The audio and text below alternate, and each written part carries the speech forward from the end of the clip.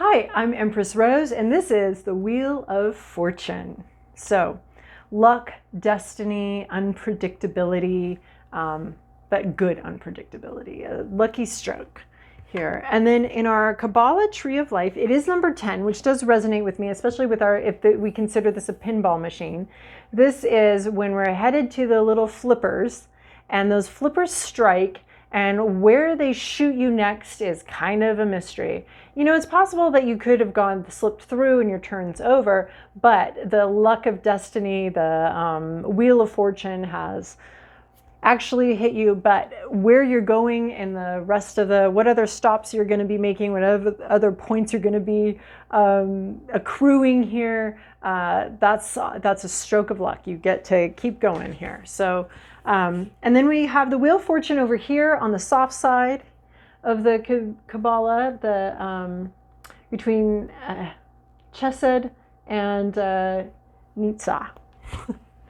So right, easy street, very easy, from mercy to victory, no problems and no bumpy road. It's super easy. So it is a wild card. It is about like things we can't predict, the unpredictability of life, the wheel of life, always turning, right? It's the Wheel of Fortune, and round it goes, and where it stops, nobody knows. But we do know that typically this is a very positive card.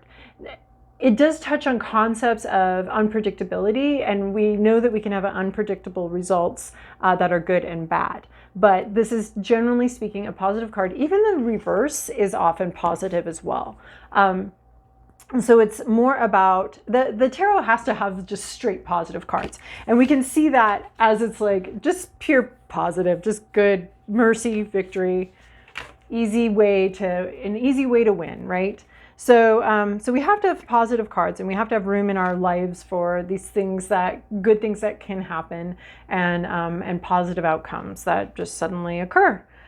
So it's a wild card, unpredictable flow of life. We spun the wheel. We don't get to control where it lands. There are very unpredictable outcomes. I like these books here. They're open, and it's about something emerging from the clouds. And the books are sort of about the unwritten mysteries of life. There's no writing in the books. There's just something sort of mysterious emerging out of the situation, and it can land on any one of these things, right? And then it says tarot, but it's Tarot, Tarot. So really kind of having some fun with the circular nature of things. So usually very positive. It's a change in luck that maybe you didn't see coming. There can be a very surprising element to it, right? You spun the wheel, but you didn't get to say where it stopped. And it reminds me too of Destiny is All. It's a quote from The Last Kingdom, a book series made into a TV show. And maybe destiny isn't all, but the hero of the show, Uhtred, has this, that's his saying, right? That's what he talks about.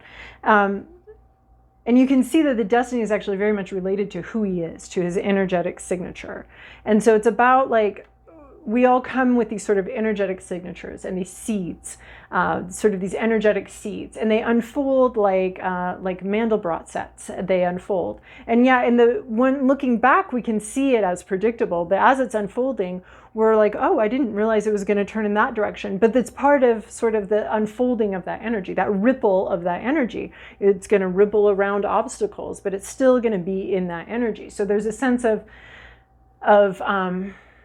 not of destiny to this card, of like this was meant to happen, and it seems unpredictable from where you stand, but as far as sort of the energies that flow through the universe, it's all in line with the greater story, with the greater understanding. It also reminds me of Joni Mitchell's song about the great circle of life, or the merry-go-round of life, and the ponies go up and down. So it's just a reminder of we all have changing lucks, right? Like it wouldn't be much of a merry-go-round if the ponies didn't go up and down, or one pony just stayed down and one pony was up, and it wouldn't be much fun. So this is about those shifting fortunes, and that as we go around and around, as we orbit and go through the years, the shifting fortunes there. And it also reminds me of the Kurt Vonnegut quote, which I wrote here. The truth is we know so little about life. We don't really know what the good news is and what the bad news is. So if something happens that seems like it's not all that great, this card can be here to remind you that, you know what, it could be part of actually a better thing. It could be part of something better. This may not feel like good luck right now, but it actually might be. You don't really know. There's the Buddhist story about, you know, the farmer's son. He, you know, finds a horse, good luck. The horse breaks his arm, bad luck. The army comes through and doesn't take him because he's got a broken arm, so that's good luck. And actually lots of cultures have a story like that where there's like sort of a good luck, bad luck thing. And this card can reference that sort of push and pull. And there's some good luck in this story, even though, you know, breaking the arm seems like bad luck, it turns out to be good luck. So that's great. So this can also be a heads up. Luck might be changing in a certain situation, so be prepared to meet that luck, right? So fortune favors the bold, and there's also like, you know, practice. Some people call it luck, other people call it practice. So there's a sense of, you know, if this lucky moment is headed your way, making sure you're prepared for it. You know, if you get your lucky break, are you prepared for it? Are you well practiced? Are you well rehearsed in your craft? If you have an opportunity to, you know, take photos for a certain situation, are you up on your photo taking? Have you been practicing and working on it so that you can meet this moment, this lucky moment and make the most out of it? So, and if it was a road trip, our little road trip to Arches National Park, we've got, you know, maybe you meet an old friend at the gas station and they're like, hey, come stay in my cabin. And you're like, wow, cool. And it turns out to be a mansion and it was totally not what you were expecting, but it's so fun and it's so amazing. So there's like just this lucky moment, or you arrive at a sightseeing thing, or maybe a cave,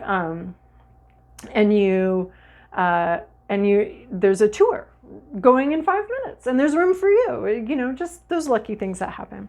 So in the Rider-Waite-Smith deck, they talk about the perpetual motion of a fluidic universe. So we may think we know what's going to happen next, and this card is here to tell us, maybe you don't, maybe you don't. So destiny, fortune, success, and luck. Now this is probably my favorite of the Wheel of Fortune cards. This talks to me about sort of the inner workings of life and how we can turn one wheel and it can have these massive, huge ramifications someplace else, later in time, right? We're turning this little wheel right here, and then like hours later, the results might be seen back here.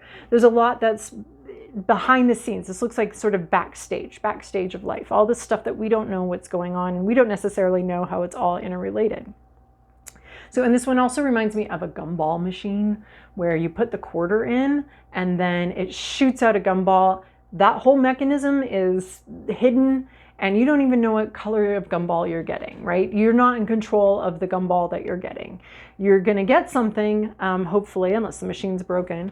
So it just talks to me about the inner machinery of life. This timepiece here talks to me about sort of destined, it was meant to happen, the cycles of life,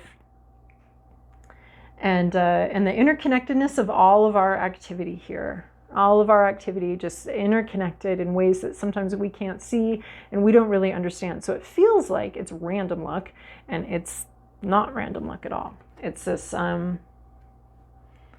it's just the way life works, and we just didn't know. We just don't know, right? You can probably figure out, like when they spin the Wheel of Fortune on the actual Wheel of Fortune with Vanna White over here and all that, you know, I'm sure there's some physics, you can figure out the physics, but to be able to spin the wheel with exactly the amount you need to, you know, withstand sort of the other pressures and all of that, like, it's hard to do that predictably.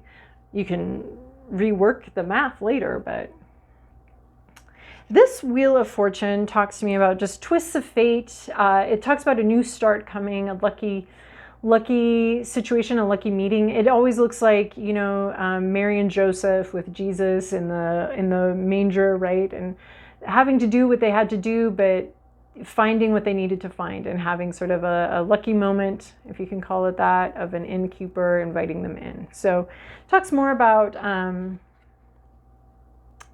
Good news, bad news. The good news is she's pregnant. The bad news is we have to take a trip. The good news is, you know, we found a place. The bad news is it's a barn. It's sort of the good news, bad news. But this is about just this new blessing and this new beginning, even in amidst all the ups and downs.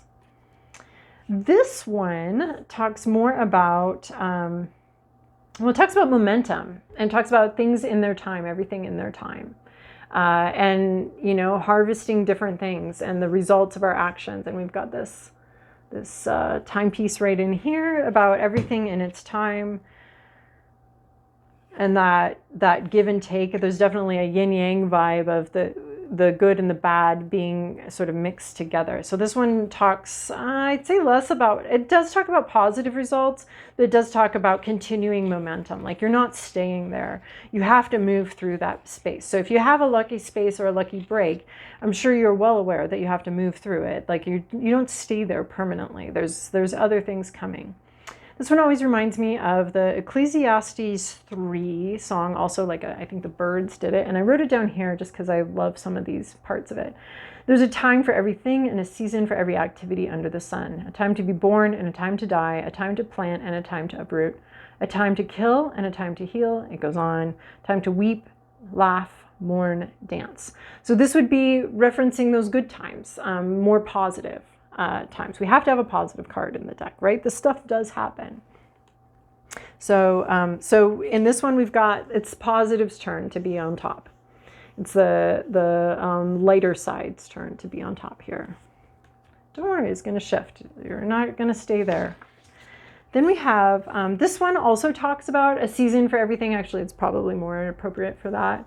Ecclesiastes 3 idea is there's a season for everything. And this is referencing, of course, it's got the good luck. It's a season of things coming to fruition, of whatever seed we planted finally sprouting, finally coming out. Whatever's been sown is being harvested here. And maybe the harvest is very different than what we thought it was going to be.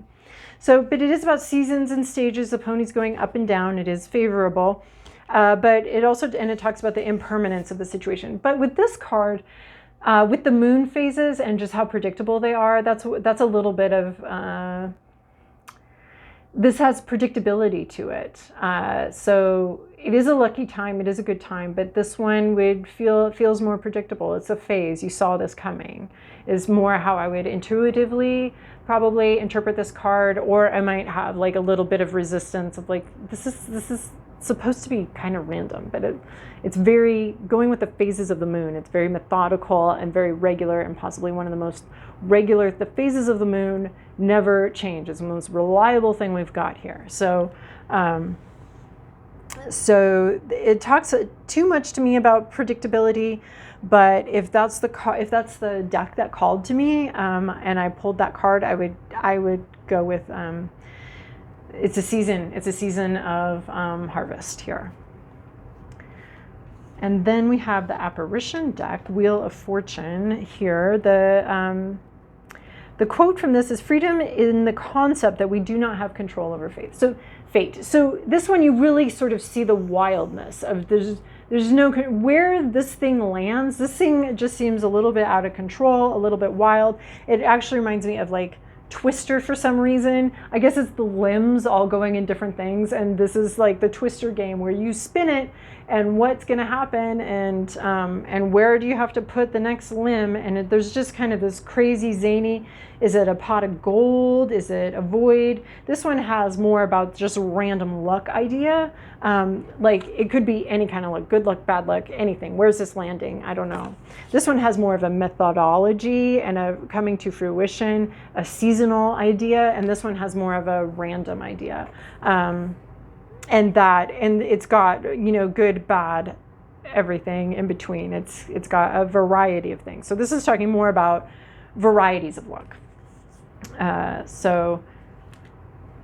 And then we have from the Matt Hughes deck, the Wheel of Fortune here. This is about the mystery behind this turning fortunes, these shifts, and just the unknown forces at work. So, and then this one, did we talk about the Rube Goldberg machine here? I wanted to talk about that, where you like make some sort of action over here and it goes through some sort of elaborate inner workings of life, and then here's this action over here. So that's what this one always reminds me of too. Wanted to touch on that. So in the reverse, we have usually the same. It's usually the same, right? Because it's always turning. It's always churning and churning, and it's just going around and around, and the luck and the ponies go up and down. And so in the reverse, it's usually about the same, but it can also be about that illusion of control, right? We think we're doing something, and the effect over here, we think we're doing something up here, and the effect over here is very different than what we did up here. Or which one is? There's just, the effects are very different. So it can be like refusing to understand that there are just kind of random things that happen in life, right? It can be also that you are having a lucky time. In the reverse, that you are having a lucky time, but you might be resisting it or refusing to believe in it or refusing to allow a blessing into your life. This can also be bitter, focused on misfortune. So that's a lot of meanings for the reverse. The upright's pretty simple, good luck. Except for some of these, this is like random luck. And this is like, it's the seasons, it's a season of luck. But this one, so it is fortuitous, but then in the reverse we can get, it can also be fortuitous, or it can just be clinging to some sort of idea that you might have more control than you do. And it can also be like just really focused, and that's the same thing, focusing on the misfortunes. And you can be so focused on everything that's gone wrong in the past that you don't allow new blessings into your life because you're thinking it's the same thing as the old thing. So being, sort of bitter and focused on all that's gone wrong can be that as well. Similar cards, not a lot of similar cards to this one. There's another one in the Major Arcana, the World card, the last one, talking more about seasons and changes that happen. And then the other one might be the Page of Wands, sort of this like dumb luck idea of what have I stumbled upon? What sort of lucky thing is this? What sort of lucky idea is this? So those are the only two. But otherwise, I like it as a very unique card, as just like good fortune. Just take it at face value. That's what it's here for. It's just, this is good. This is good. So, and I like having a card where it's just like, this is good. Accept it. It's great. So, gift from the universe. All right. Well, I hope that was informative for you. We'll talk again soon.